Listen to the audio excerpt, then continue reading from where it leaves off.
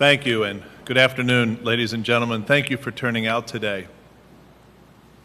This morning's Washington Post had a couple of interesting op-eds from columnists who wrote about the fundamental frustration that now sits within the White House regarding how Washington works, or, from their perspective, how it doesn't work when they're trying to get things done. It talks about the sadness that David Axelrod must be feeling as he heads back to Chicago sometime this spring, having not accomplished what the president promised over and over during his election campaign, which was to change the way Washington works. Because it's become clear that the way Washington works is the way Washington has worked, and more than likely the way Washington will work. And we can't allow that to happen. We, when I say we, I mean the people who decide the future of this country are not the people in Washington. It's we the people. We the people need to remind the people who work for us in Washington that we want a different way forward. We can either tell them now or we can tell them later. But my great fear, ladies and gentlemen, is that today's generation in charge, and by that I mean most people in their mid to late 40s, to their mid to late 60s, who hold most of the positions of authority in government, in corporations, in academia, and in other institutions across this country. The generation between the 40s and the 60s, all in, are basically the people in charge of the day-to-day decision-making. This may well be the first generation of leaders of this country who hand over to the next generation a situation with respect to energy that is worse for the next generation than it is for the current generation.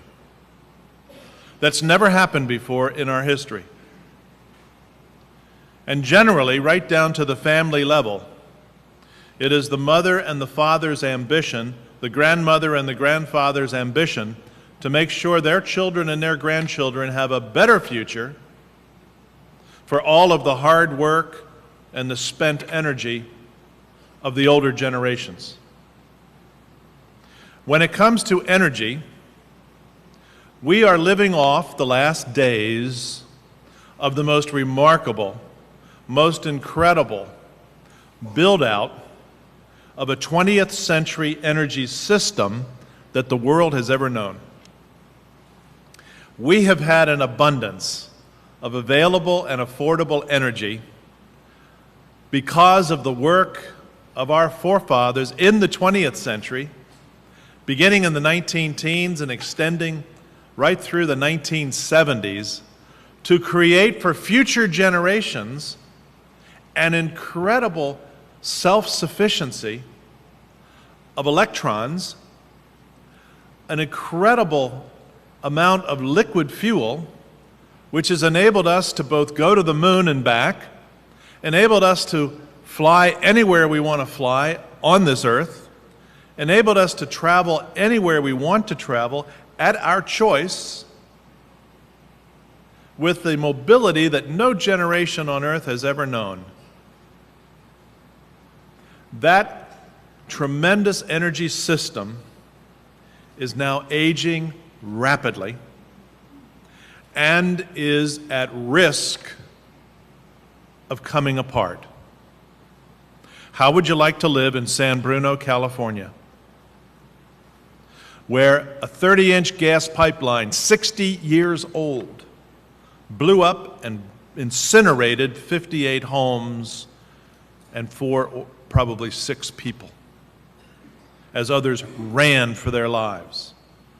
And as the fire department came close, the paint blistered on the fire engines, so they really were not able to fight the fires. It was just too hot. They had to pull back. Or how'd you like to be in Kalamazoo, Michigan, at the end of the Enbridge pipeline, which just oozes oil into the Kalamazoo River through a break in an aging pipeline, or in Chicago, where the same company's pipeline oozes oil underground by hundreds of gallons an hour. We made it through the summer. Miraculously, we made it through a very hot summer without blackouts on the East Coast. But virtually every day of summer, knowing some of the people I know in the industry, fingernails were chewed to the nubs, hoping that the system would hold up under the demand for electricity on a hot East Coast through the summer. We made it through. But if we stay on the path that we are on, ladies and gentlemen, we are headed, by the end of this decade, by 2018 or 2020, we are headed, in my view, to a new age in America. It's the age of the energy abyss, where the unavailability of electrons, the unavailability of liquid fuel, will define our days more than the freedom to choose which electricity provider we would prefer because of the abundance of electricity, or the freedom to go when we want to go. And regardless of the price, the scarcity will be there. The path that we have been taking is a path that continues to kick the can down the alley. We are failing to come to grips with the hard decisions that need to be made. Here are a couple of statistics to reflect what I'm talking about. In the past 5 years, more than 100 brand new coal plants have been shelved. They won't be built. Not for the lack of money, not for the lack of know-how, but for the lack of permits. Because the companies who want to build those coal plants have taken a view that it is too hard to get the permits, we're not going to build the plants. Therefore, the average age of the coal fleet in this country, all 600 plants added together, is over 38 years old. These plants are designed to last 50 years. With no new coal plants coming online, with the average age of coal plants getting into the 40-ish age level, with all of the anxiety over carbon emissions, boards of directors of utilities are not about to invest in extending the life of old coal plants. So what we can expect over the course of the decade is a decommissioning of coal plants greater than a commissioning of new coal plants, because while a few are still being built, the vast, vast majority of what was proposed to replace the old coal plants are not going to be built. We built 104 nuclear plants in this country. The average age of the nuclear plants is coming up on 30 years old. They are licensed for 40 years. The only way to extend the life of the 40-year-old nuclear plant is to extend it by permit. But of course, that's subject to public hearing. How many people that you know would be willing to see a 40-year-old nuclear plant re-permitted for another 10, 20, 30, or 40 years without some kind of a stoppage and refacilitization because of 40-year-old pipes, 40-year-old valves, 40-year-old equipment that perhaps needs to be updated? And there won't be a new nuclear plant built in this decade. That's a given, based on where we are, because none are under construction, and we know they take 7 to 8 years to build, and it's unlikely that construction will start on any new coal plants in the next 3, 4, 5 years. Nuclear plants and coal plants add up to nearly over 70% of the electricity we consume every day. Natural gas is about 22%. We can expand natural gas. In fact, we have to expand natural gas because the only way to build wind and solar is to have natural gas backup, because we can't rely on wind or solar as a continuous supply of electricity. Here's some statistics that I find interesting. I come from the state of Texas. I live in Houston.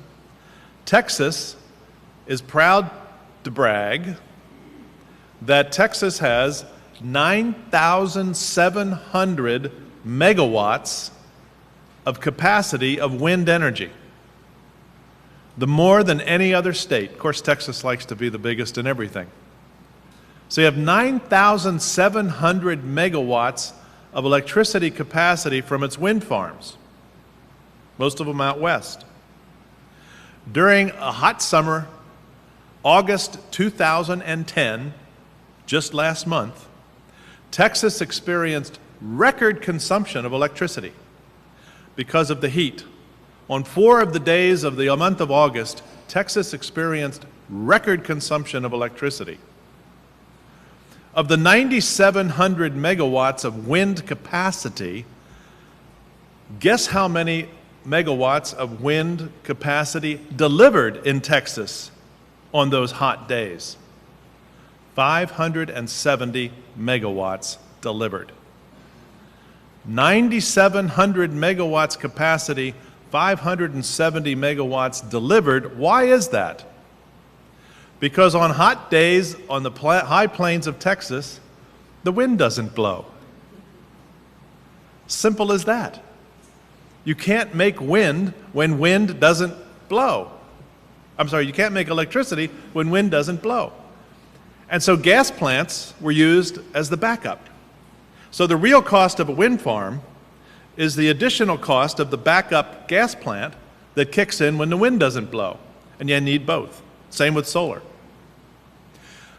But with respect to gas, as you know here in Arkansas with the Fayetteville Shale, or if you were in Pennsylvania with the Marcellus, or in Texas with the Barnett Shale, there are enormous political forces at work trying to restrict shale gas drilling because of the potential threat to groundwater and the introduction of chemicals into the fracking process and the horizontal well drilling that might lead, in some people's views, to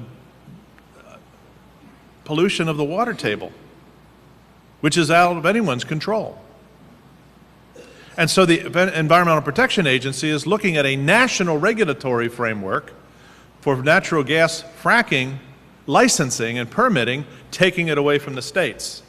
The consequence of which would be a national takeover of a state duty, which would most likely extend the time it takes to get a permit. So with respect to natural gas, while we have a lot, it may be restricted from production because of the regulatory environment, which is yet to be determined. Moving on to liquid fuels, we now have a Gulf of Mexico that produces some 30% of our daily consumption of crude oil. But we're not drilling, not allowed to drill. Stopped by the Secretary of the Interior and the President of the United States following the horrible disaster of the Deepwater Horizon at the Macondo well. A serious tragedy that never should have happened. And as the facts come out, we will be appalled as a people at the decision-making that was done on that rig. But does the entire industry operate in the way in which the people on that rig operated? Can't believe they do. As we've heard from both testimony of CEOs of other companies, as I know myself from my own experience in the Gulf of Mexico, and based upon the factual reality that after the tragedy, every one of the additional 33 rigs in the Gulf of Mexico, having been inspected by the regulators, and every one of those 33 rigs having passed inspection with not a single finding on any of the 33 rigs that would warrant jeopardy of their permits, the Secretary of the Interior and the President of the United States shut down their operations. Despite their legal contracts to operate and despite the legality of their permits, they were stopped. 3 federal judges have said this is arbitrary and capricious and therefore illegal, but they're still stopped. Over the course of the next several years, when they continue to fail to keep drilling, this 30% of oil that we get from the Gulf of Mexico will decline. What happens with every well is that once it starts producing, it declines in production. And so the existing wells will go into decline. I predict we're at the beginning of 4 phases of a moratorium, not 1 phase. The 6 months that have been announced, the headline moratorium, may well last 6 months. It may be shorter. But that's only phase 1. Phase 2 is what I call the regulatory moratorium, where the new regulations are so unclear, so uncertain, that companies can't quite figure out what they have to do. As and when they figure out what they have to do, the regulators who have to approve the permits won't really agree that the companies have met the permit or met the regulations. And so we'll have this standoff between the companies and the regulators where no permits get granted. At some point this will resolve itself, but it might be late 2011, a year from now, before people finally figure it out. Because in the midst of all of this, Mr. Bromwich, the head of the Bureau of Ocean Energy Management, has already said he's going to take until the end of 2011 to completely reorganize the Bureau of Ocean Energy Management, which means that the regulators who have to put their name on a permit may or may not know what their jobs are, during which time they're risk-averse and unlikely to put their name on a permit where a company could go drill, where something bad might happen, and then they would be accountable. So we're in this period of standoff once the official moratorium is lifted. But finally, one day we will figure this out. Then we go into phase 3.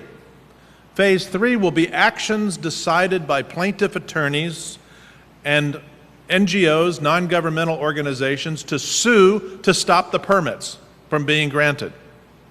You have to have something to sue before you can sue. So when the announcement is made that a permit is granted, then a lawsuit comes against the Department of the Interior, suing to stop the use of that permit because in the judgment of the plaintiff attorneys or the NGO, they have failed to meet the requirements of environmental stewardship of the Gulf of Mexico.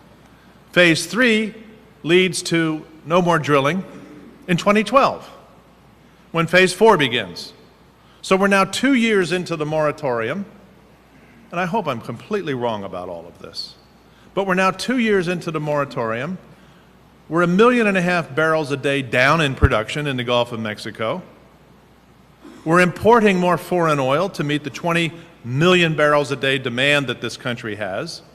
And instead of the 7 million barrels that the U.S. produces, we'll be down to 5, meaning we're importing 2 million more, 15 million of the 20 million, shipping our hard-earned dollars overseas, but we'll also be inflating the crude oil price because we'll be producing less and continuing to consume. The crude oil price rises, which has a direct impact on what? The retail price. So the retail price of gasoline, beginning in the summer of 2012, rises back over $4 a gallon, $5 in some parts of the country, because the crude oil price is back up over $125, $135 a barrel. And what else is happening in 2012? There's a presidential election taking place in which the crude oil price, if we learn from 2008, if you went to the Republican convention in Minneapolis, and I don't know how many folks from Little Rock might have been there, but at Minneapolis, from the floor of the convention, what were the delegates chanting? Drill, baby, drill. Drill, baby, drill. And there were Republican congressmen who refused to go on recess in August of 2008, and they held forth in the nation's capital in a darkened, unair-conditioned chamber of the House of Representatives, refusing to acknowledge the recess of the summer so they could give speeches on why we need more drilling. The Democrats, you may recall, out in Colorado, were also chanting on the floor of their convention. The delegates at the Democratic convention, however, were chanting, "No more coal, no more coal." Think of that. The people leading our country chanting at the convention floor, "Drill, baby, drill, no more coal." This is the leadership of the nation. This is juvenile behavior. Juvenile behavior is determining the public policy of the conventions. Do we really want to tolerate that? But at any rate, phase 4 of the moratorium is high gas prices, which could be the single most pocketbook issue facing the voters as they go to the polls in November. And what will they choose? They will not choose continued high gas prices. Americans do not like high gas prices, which is why President Clinton, after the 1993 elections, 94 elections, my apologies, never brought up the idea of a gas tax again, because he paid a price for the 6-cent a gallon gas tax that he and Vice President Al Gore proposed to the Congress in 1993, which was reduced to 3 cents a gallon, but came back to haunt the president in 1994 when we got Newt Gingrich into contract with America. Americans don't like the government meddling with gas prices. So where am I going with this? We have 2 problems in this country related to the future of energy. One has to do with the oil companies, where I was a player, a participant, and where I wore myself out saying to my colleagues in the oil industry, we really have to tell our story. The oil industry, the utility industry, the gas industry simply does not tell its story, and it must. If they fail to tell the story, nobody knows. They only know suspicions. They only know the bad news stories. They only know the San Bruno, California story. They only know the Deepwater Horizon story. The story they don't hear is how 300 million Americans every day of every week of every month are safer,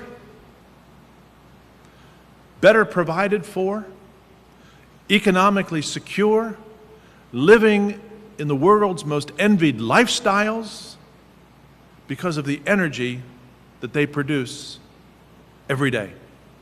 And that story does not get told. And while many of us will wait in line to buy an iPad, sleep outside the store, some of us.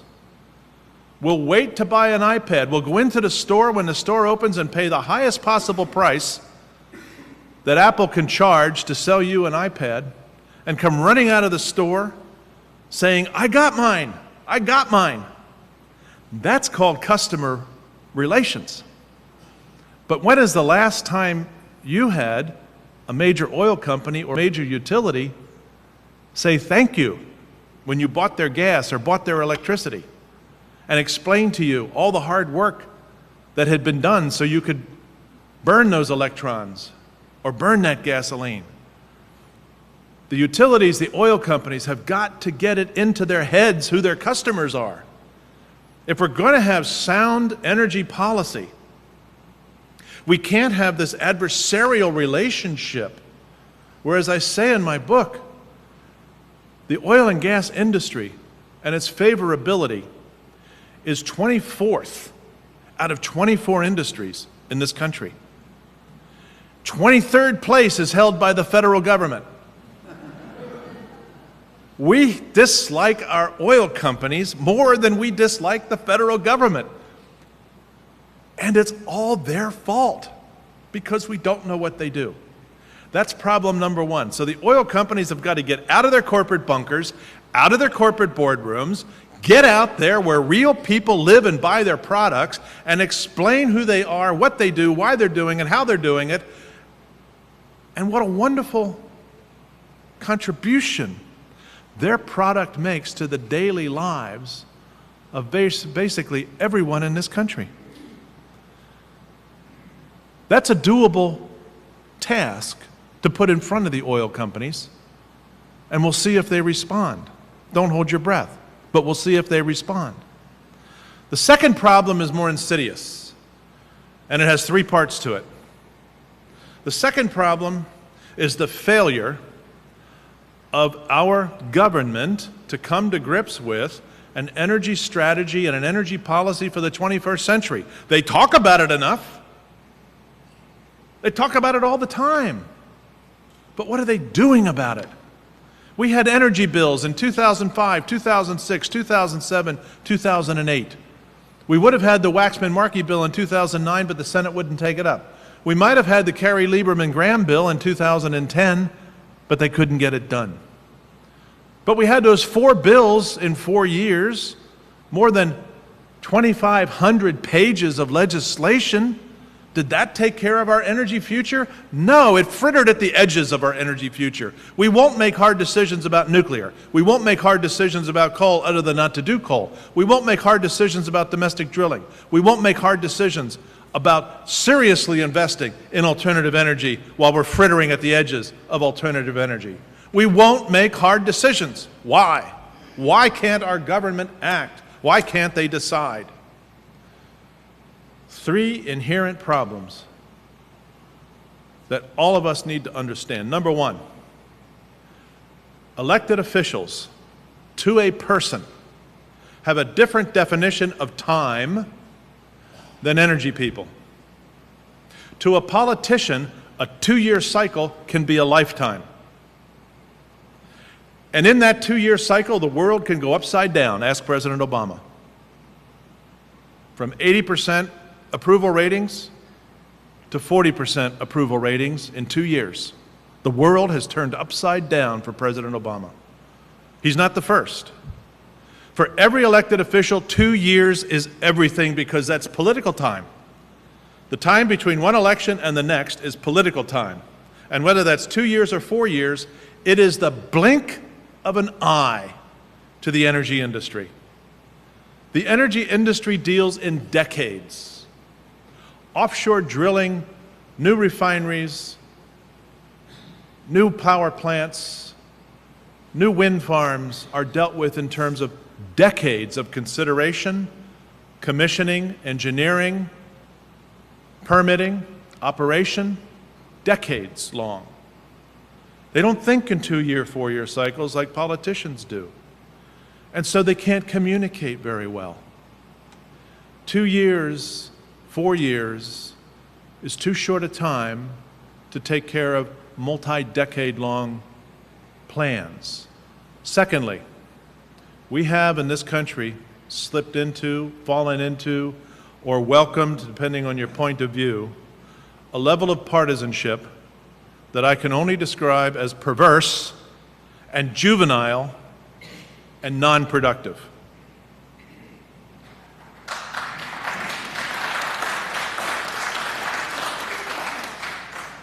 The perversity of it impacts you and me because of what doesn't happen or what does happen. The juvenile I described earlier, which quickly slips into emotional behavior patterns rather than substantive behavior patterns, and the impossibility of getting things done that are meaningful to the American people is the consequence, and partisanship infects energy. We have somehow ideologized energy into good energy, and let's call that green, and bad energy, let's call that brown. And so no more brown, and yes, more green, but the reality, 93% of all energy that we consume in this country is brown. And it's not going to change in 4 years or 8 years or 16 years. It takes decades if we're going to change something. And we go back and forth and back and forth. I have a chapter in my book, Beware the Reckless Right and the Ludicrous Left. The reckless right will destroy the earth. The ludicrous left will destroy society. If we allow them to each play out their policies, we go back and forth and back and forth. And nothing gets done because the partisanship won't let it get done. But the third problem is also a serious issue, equal or greater than the other two. and that is the size and complexity of the United States government itself. I've asked all over this country, especially in Washington, can anyone please explain why it takes 13 cabinet agencies of the executive branch to govern energy? Don't we have a Department of Energy? Well, yes, we do, but there's 12 other departments: Interior, Commerce, Transportation, Agriculture, Homeland Security, Environmental Protection Agency, all cabinet-level agencies, 13 of them that actually govern energy. Now, when I was president of Shell, if I'd had 13 downstream divisions selling gasoline, it'd have been chaos, because those 13 divisions would be competing with each other for the attention of the consumer. 13 cabinet-level agencies governing energy is too much. And they're not there to cooperate. They're there to do their jobs as they are chartered by Congress to do them. And just because they all report to the president doesn't mean they do the same things or think the same way. It hasn't ever happened that way, and it never will. You can have as many czars as you want, but the czars cannot control the chartered activities of the executive branch agencies. And guess who funds them?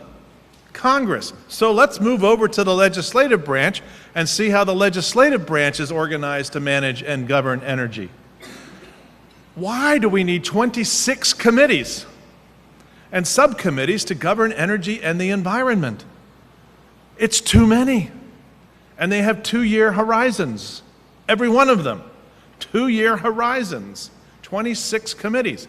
Well, maybe the judiciary can save us from ourselves. Well, every appointed federal judge in any circuit court across the federal system can and will decide an energy case at law depending upon the case in front of him or her. So you have every federal judge, you have 26 congressional committees, you have 13 government agencies in the executive branch governing energy and the environment. Does anyone wonder why nothing gets done? We can't go on this way.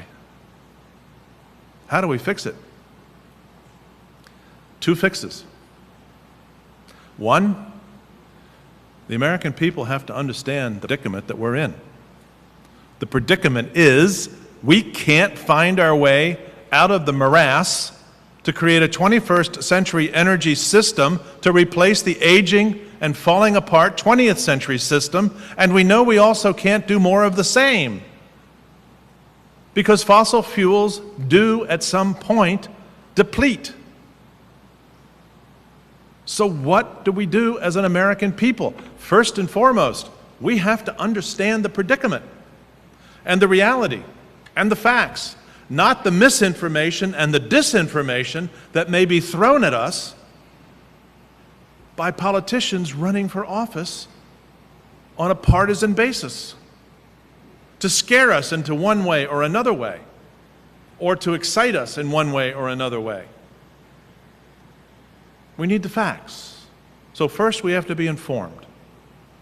And that's why I founded Citizens for Affordable Energy, to put nonpartisan, basic information into the public domain that everyone who can read can understand. You don't have to be a rocket scientist, an engineer, or a geophysicist to understand where energy comes from. Common sense, everyday people reading common sense laid out facts can appreciate and understand it. Secondly, we need a government intervention that changes how we govern energy and the environment going forward. We have historic precedent. We can look at our history as Americans and learn from history how we can govern energy differently. We had this problem in America in another sector of the economy. It was the monetary system. We started the country without a central bank.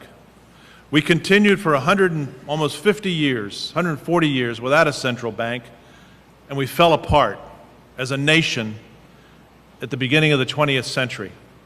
After the period in the post-Civil War rise of industrialization, the U.S. Treasury couldn't keep up. In 1907, many people don't remember this, the United States Treasury went belly up. Believe it or not, the United States Treasury could not pay its bills and it had no credit. The United States government was, by any other words, bankrupt. So J.P. Morgan himself and friends on Wall Street floated a voluntary loan to the United States Treasury to bail it out, on the promise that this will never happen again and we'll repay the loan. Well, guess what? It happened again in 1912. In 1912, the U.S. Treasury went belly up a second time. Again, private loan floated the U.S. government. But in 1913, the United States Congress passed a bill signed by President Wilson to create the Federal Reserve System under the Federal Reserve Act.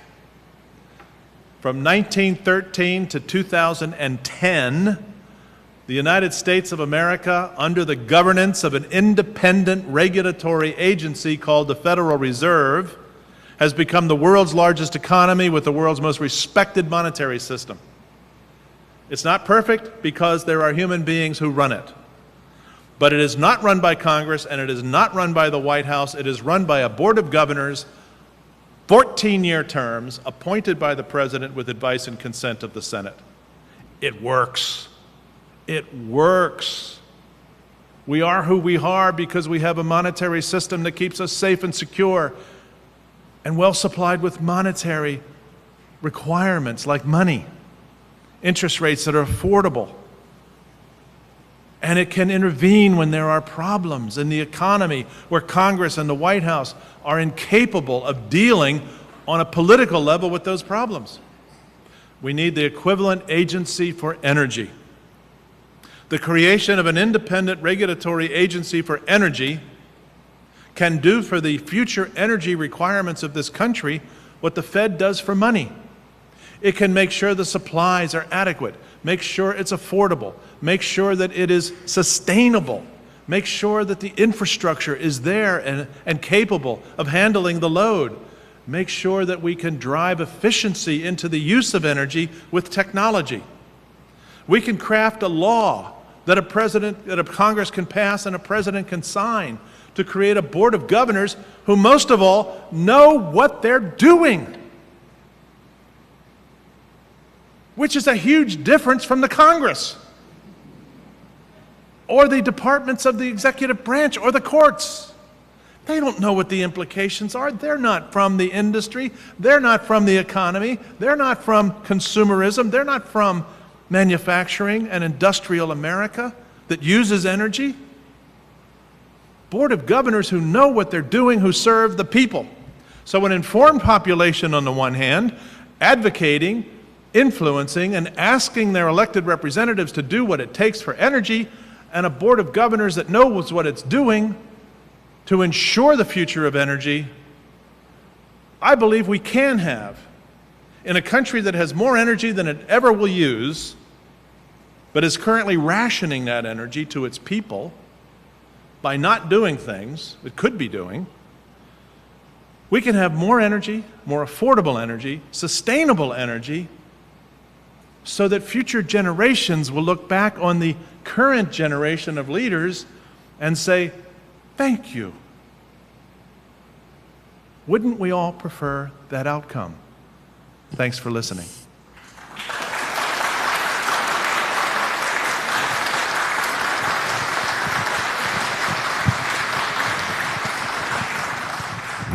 I want you all to know that he gave that speech without one note up there. He knows his stuff. All right, questions and answers. Yes, sir. I own 240 acres in the Fayetteville Shale, and you alluded to natural gas. What do you see as far as the efforts in the future for natural gas, as far as its uses, and also in terms of, we've had issues up where I live, about 40 miles north of here, where there's been earthquakes, some small earthquakes, and there's been a concern about drilling because of that situation. I just wanted to get your comments on that, please. Keep in mind that no hydrocarbon exploration or production can occur without risk. We're invading the earth. Whether we're invading the earth in a coal mine, or we're invading the earth with an oil drill or a gas drill, vertical or horizontal. We're invading somebody else's space. And there are implications when you invade. That's the extraction industry. So there are risks. There's risk when you are fracturing the earth. There are risks of seismic tremors. Seismic activity can lead to more seismic activity. Now, if I was an oil company or a gas company, I'd say, well, you can't prove it. And they're absolutely right. You can't prove it. But can you suspect it? Absolutely. Is it probable that seismic activity leads to more This is enforced seismic activity.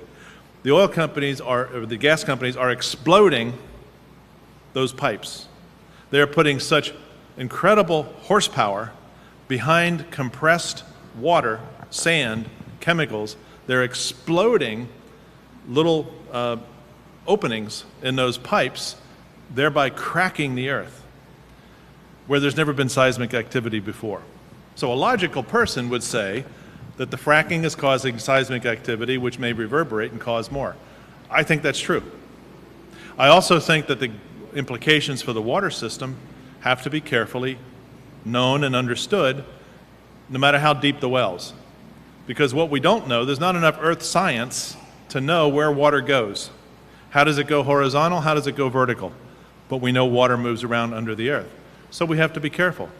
I'm an advocate of a sound, rational, standardized regulatory scheme that both allows us to keep fracking and drilling and also allows for the protection of people simultaneously. And if it slows down future production, so be it, because we'll be safer, but let's not stop producing. We need the gas.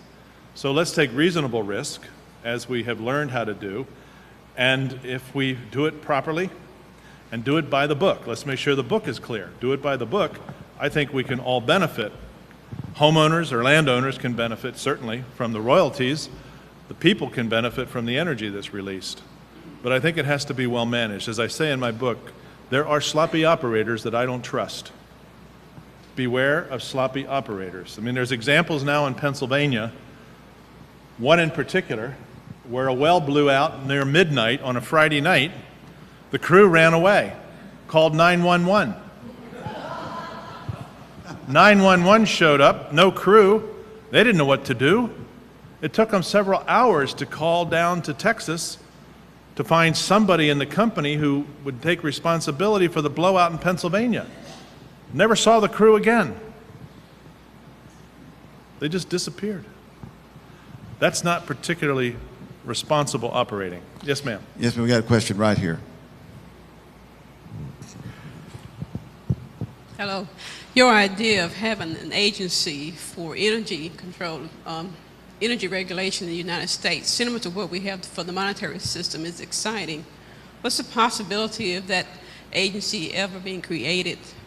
Is there any particular problem, the particular environment that we have now that did not exist when that Federal Reserve was created? Are we too political now to have something like that? I think it's a super question, and the Federal Reserve has come under some heat in the last decade.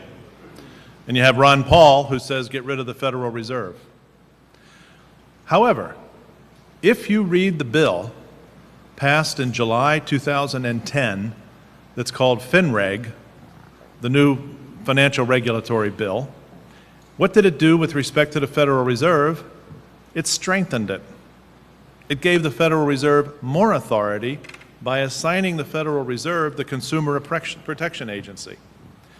So while there was all this speech-making about what the Federal Reserve did or didn't do that led up to the economic collapse of 2008, there is no less confidence that the Federal Reserve is the solution going forward. So imperfect as it may have been when Greenspan was allowing so much easy money to grow in the economy, feeding the mortgage monster, when there perhaps should have been a pullback, there wasn't, but that's a lesson learned. But it's an agency that can get things done.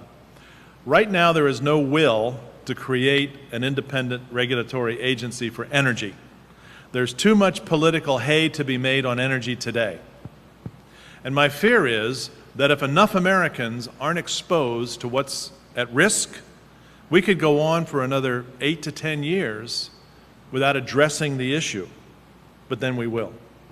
We will address the issue when we don't have enough electricity, when we're standing in gas lines, waiting for gas delivery trucks to show up, which may take days because of shortages nationwide, because everyone will keep their gas tank as full as they possibly can, and we just can't produce enough energy because we've limited our drilling, and China is buying up oil around the world for its purposes.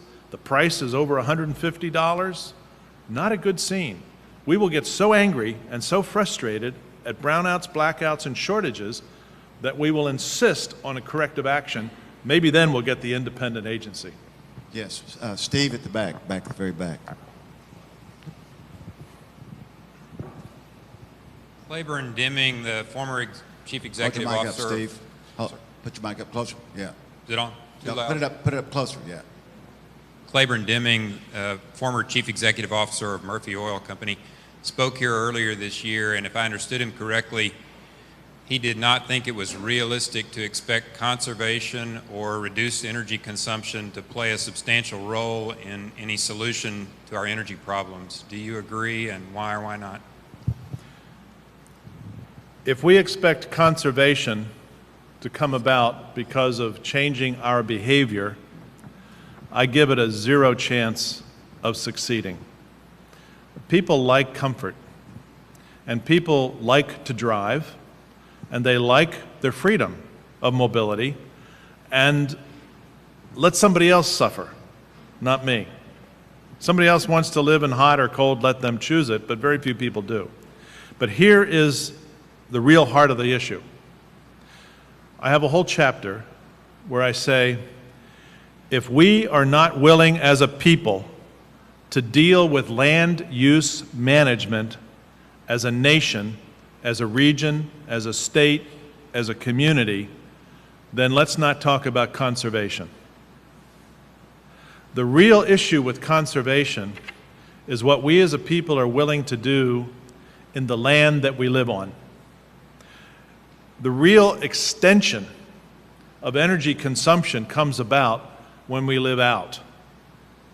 The further out we live, the more independently we live, the more isolated from one another that we live, the more energy we consume by virtue of the reach that the transmission and the generation system has to create in order to satisfy that living out. We have a law called the Rural Electrification Act, which basically assures every American electricity regardless of where they live. And it is that living out that builds out highways, that builds out suburbia, where we have to drive further and further to work, where we live out in the remote countryside because we love it and because we can, but we also want electricity, and we run the wires. And then we want bigger homes. We want the more and more and more. And so it's that land use management which I think is really driving us to a very inefficient use of energy. By contrast, New York City is the lowest per capita energy consuming location in the country. You might say, New York City, but there's lights on all the time. But because of the density with which people live, it actually is the lowest per capita consumption. If you go to Hong Kong or Shanghai or Beijing, people live up, not out. Now, I think where Claiborne is coming from is he realizes, as I do, that no matter what's happened in American history thus far, Americans always want more energy. And they want to use that energy in ways they decide, not somebody deciding for them how to use that energy. I think we have to be more fundamental. And we have to go to ask ourselves some other more basic questions about how that energy system spreads out across the country. If you think about this, when nobody wants a power plant near where they live, right? Who wants to be within range of a power plant? Nuclear, coal, wind farm, you name it. But for the existing technology for transmission, Every mile of transmission line, you lose 3% of the electricity, which means if you're 100 miles from the power plant and you're losing 3% for every mile of the 100 miles, you need another power plant in between you and that power plant to keep the electricity in the line, simply because of the loss. And so that's an amazing part of what spreading out means. So if we're really going to change things, I think we have to change how we live.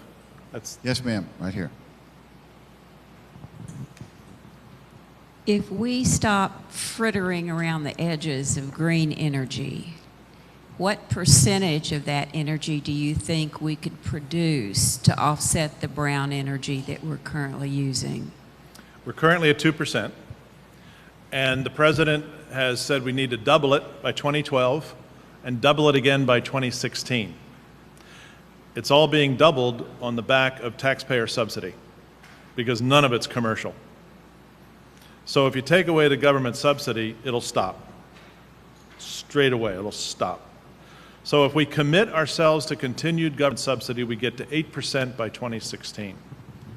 That's still single digit.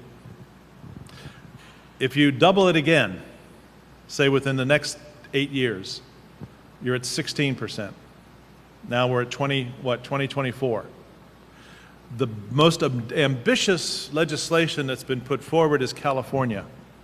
California is promoting 30% by 2030 in current legislation for California. For the nation to achieve 30%, we're way past 2030. I think there is technology available today, but more technology available in 10 and 20 years from now to dramatically change how solar power is created. And I'm predicting that by 2060, we'll turn the corner on alternative energies versus carbon energies. But that doesn't mean we stop using carbon energies even after 2060. We'll still need a lot of carbon energy in the post-2060, but I predict in the 2100s, which some of us may not see, maybe none of us will see, that within the 2100s you could move completely away from carbon energy. But you have to have more nuclear to do this. And you have to have solar energy that doesn't exist yet because the materials that absorb the sun don't exist yet. They will be invented through nanotechnology research sometime over the next 10, 20, 30 years. So it's a long journey.